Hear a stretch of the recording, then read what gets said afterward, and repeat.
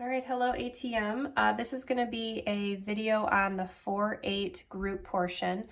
Group comes first in section 4.8, so after this video there will be a separate video on the class portion. And so today we're going to start on page 561 if you want to follow along in your textbook. Okay, so I'm just going to read the problem in front of us. It says, after studying 2 years worth of sales records, the owner of a popular boutique has found that she can sell 400 jars per month of a brand of bath beads that was featured on Shark Tank when she prices them at $12. When she temporarily lowered the price to $10, she sold 480 per month. So she was able to sell more because she lowered the price. If the relationship between price and sales is linear, write an equation that relates the price P to the number of jars of bath beads sold X. Your equation should be in the form P equals MX plus B. And it gives us a hint here. It says start by writing ordered pairs of the form jars sold, comma, price, and then find the slope.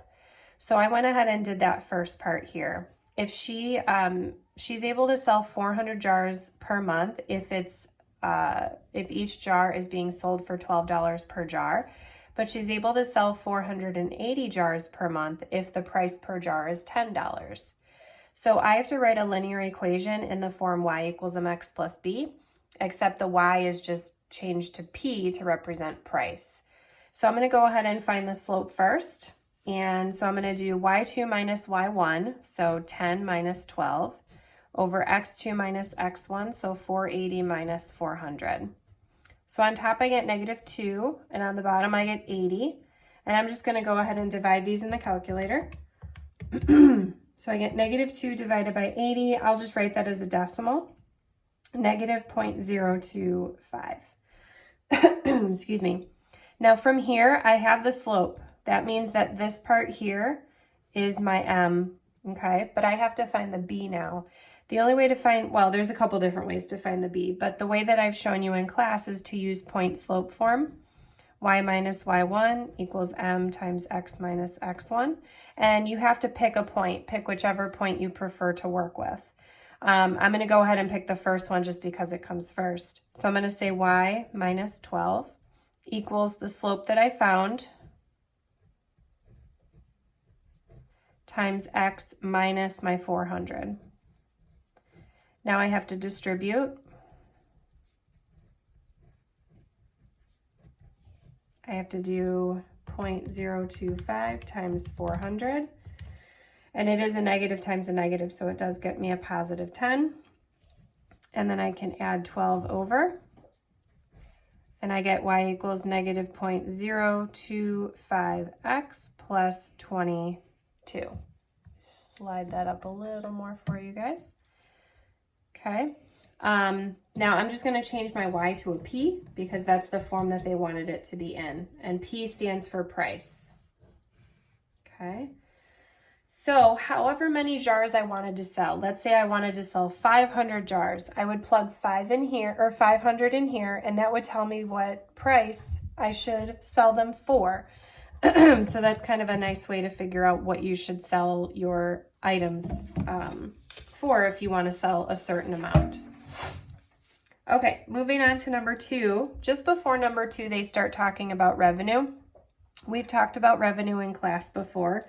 Revenue is the money that you actually will be making from selling the items.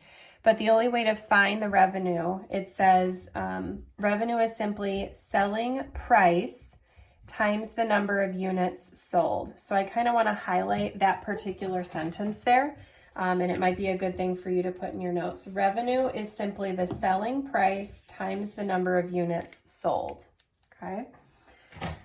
So they have an equation written down. So they say R equals X times P. X is the number of units sold, and P is the price for the item, okay? So I'm taking the information that we got from number 1, okay? So this is the number of items, and this is the price per item that we got from number 1, okay? So they want us to find the revenue by using this formula.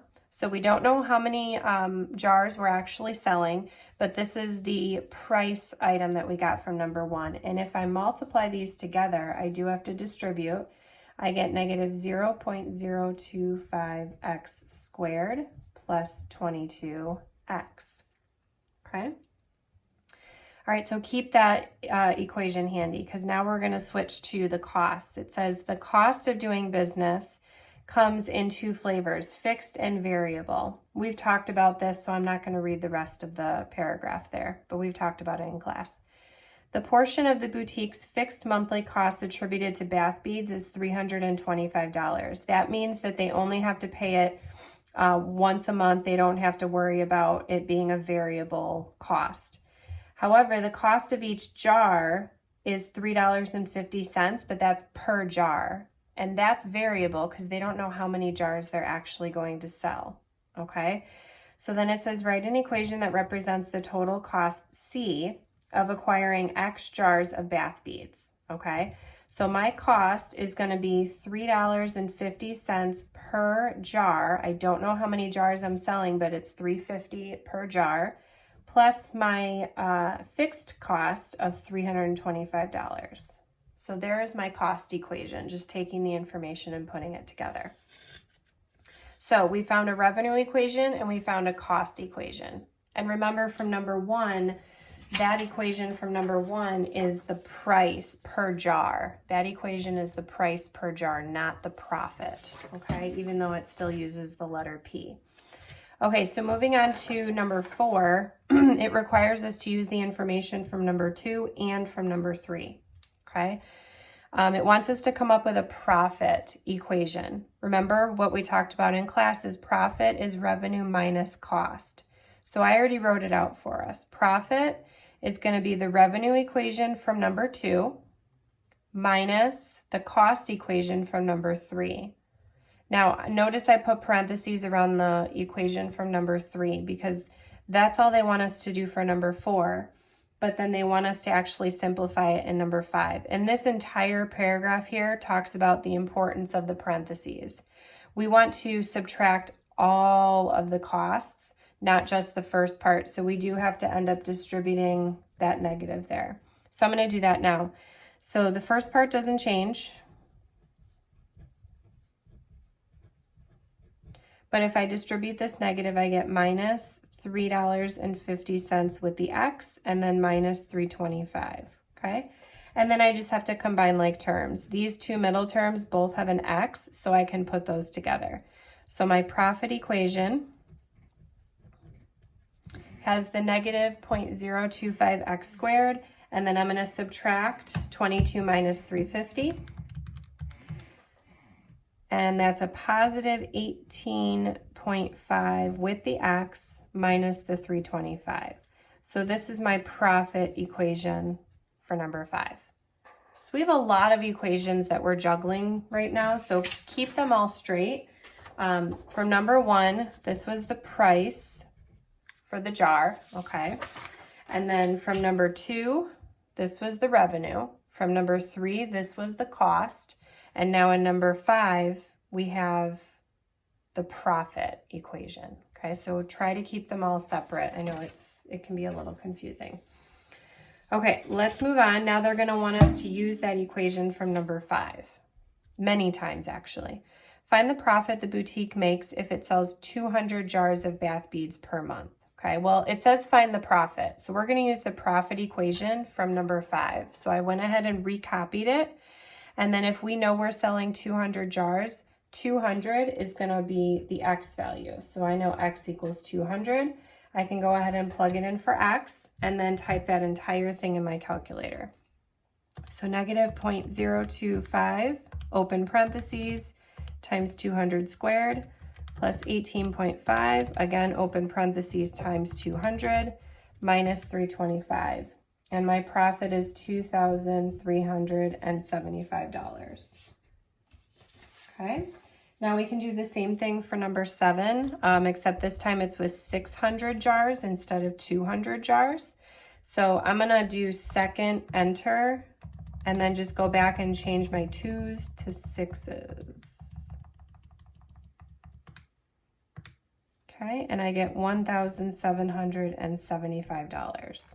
Okay, so 200 jars makes that much profit, 600 jars makes that much profit. And I hope you guys are really thinking about these numbers and thinking, well, wait a minute, what the heck? How is fewer jars making more money? Here we sell more jars, but we make less money, okay? That's because in order to sell more jars, you have to lower the price of your product to be able to reach more people. So number 8 says, how in the world can the boutique make less money for selling more bath beads? In order to sell more jars, they have to lower the price per jar. And that's kind of where we're going to be moving forward next to figure out what should that price be. Okay. All right. So moving on to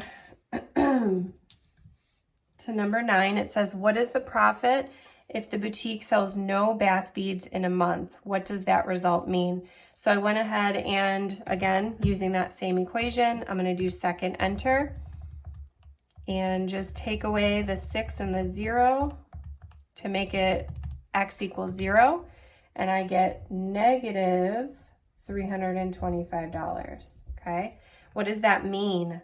If they sell no bath beads, okay, if they sell 0 bath beads, then that means that they lose $325 in fixed costs, and that's each month.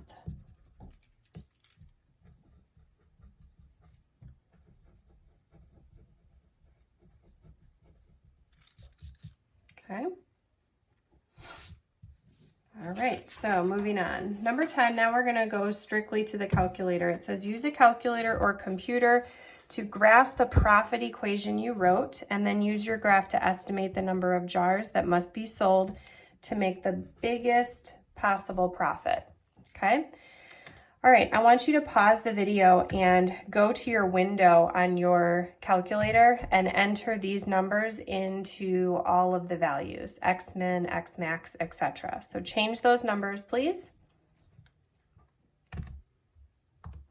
Now go to your Y equals and enter in the equation that we've been using since number 5. So the negative 0.025x squared plus the 18.5x minus 325. Okay, so enter that in your Y equals. Okay, now if you put in the correct window and you typed in the correct equation, when you press graph, you should see something like this. Okay, now we want the biggest possible profit. Okay, remember that this equation that I just graphed, this is the profit. Okay, so if we sell, I don't know, 100 units, this is the profit. So the X value is the number of units, the Y value is the actual profit that we're making. We want to know how many units must be sold, how many jars must be sold to make the highest possible profit. We want to reach that maximum amount, okay? So I'm going to go to calculate on the calculator. So we're going to press second and then trace. Second and then trace. And we go down to option 4, which is maximum. At the bottom of the calculator, it's asking me left bound. I'm gonna actually lift up my calculator here so you can see a little bit better. Okay, so it says left bound there. So I'm gonna move my cursor to the left of the top of the hill, top of the parabola. Now notice at the bottom of the calculator, it's asking me right bound. So I'm gonna go to the right of the peak and press enter. And now it's asking me to guess. So I'm gonna try to put my cursor where I think the very top is, the very high maximum, and press enter one more time. We're gonna have to do a little bit of rounding here. This tells us that if we sell 370 jars, we will make this much money. Okay, so I'm gonna use those numbers here. The question for number 10 says, use your graph to estimate the number of jars that must be sold to make the biggest possible profit. So I want to know how many jars will it take. That's the X value. So I'm going to round up to 370 jars. I should mention that you may have slightly different numbers here for your X and your Y. specifically your x, because it all depends on where you put your left bound and your right bound. So don't be worried if you don't get the exact numbers as me. In fact, you might have had exactly 370 there, and that's great. Okay, now number 11 says, what is the largest monthly profit that can be made? So that means if we sell 370 jars, what is the profit? That's going to be the Y value on the calculator. So that's going to be the $3,097.50. That is my maximum profit that I can make. Okay.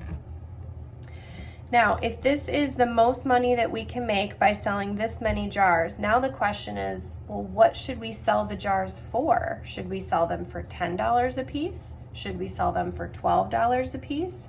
What should we sell them for? So that brings us to number 12. What selling price results in the largest possible profit? We already know that the X value is 370, right? But we're actually going to go back to number 1, because remember, number 1 was the price per jar. So we're going to use the equation from number 1 to figure out what should the price per jar be if we want to make the most profit, okay? We know that the biggest profit will be, it will take place when we sell 370 jars. So I'm going to put 370 in for X in my equation from number 1. So I have negative 0.025 times 370 plus 22. Let me type that in. And this tells me we should sell each jar for $12.75. I'm just going to write per jar. Okay, so if we put our jars of bath beads on the shelf for $12.75, that would get us the biggest profit possible. All right, just a couple more things to discuss here. I debated printing this slide because I feel like, having gone through Algebra 1 and Algebra 2, you don't really necessarily need to be reviewed of this information, but you might want to read through it in your textbook if your algebra skills aren't exactly where they should be at this point.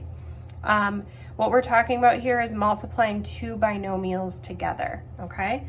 So I'm going to go to number 13, where it actually asks us to multiply x minus 5 times this one, negative 0.025x plus 22, okay?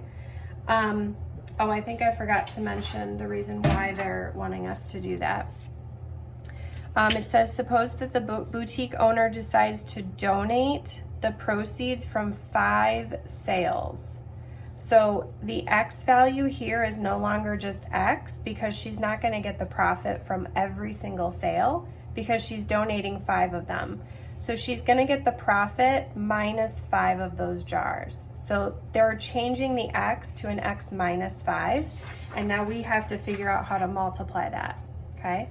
We have done this before many, many times in Algebra 1 and Algebra 2. So I'm going to walk us through double distributing, okay? That's essentially what this is asking us to do.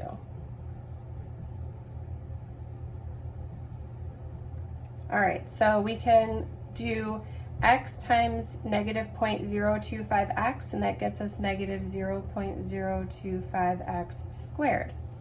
Then we can do x times 22. That's 22x. Now we take the negative 5 and multiply it times the first piece over here. That's where I need my calculator. Negative 5 times negative 0.025, and that gets me a positive 0.125 with the x, don't forget that. And then the last part is negative 5 times 22, and that gets me negative 110. Okay, hopefully that makes sense. All we're doing here is double distributing, okay? I know it might be a little confusing with the decimals, but think of it this way. You know how to multiply something like this from Algebra 1, x minus 1 times x plus 2.